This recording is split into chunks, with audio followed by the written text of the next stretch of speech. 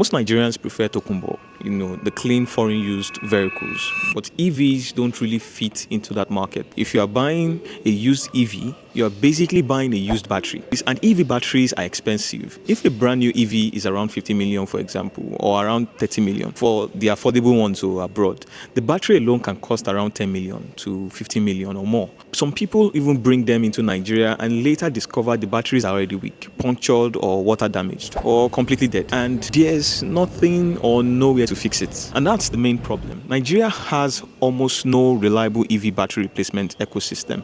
You can't just walk into Ladipo and say, Oga, bring Tesla battery. Even the few shops that claim to have batteries don't have standard diagnostic. Now let's talk charging.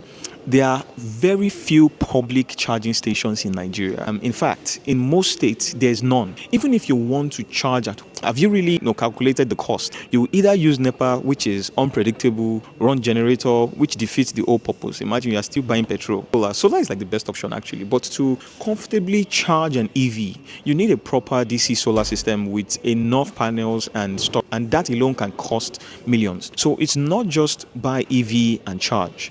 The whole structure around charging is not ready yet. We still struggle with stable power supply. Some people don't even have 8 hours of light a day. So before we jump to no more petrol cars, we need to ask ourselves, where will the energy to power thousands of EV come from? Do we have the infrastructure? Are we building it right now?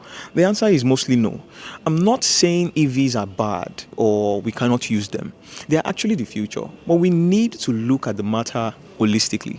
Before we push for everyone to switch to electric vehicles, we must fix charging stations, standard battery repair and replacement centers, proper solar and DC charging solution, and policies that make EVs affordable. Because if we just jump into it without planning, many Nigerians will buy EVs they can't even use, especially those imported as Tokumbo with already damaged batteries. So the question remains, can Nigerians afford EVs?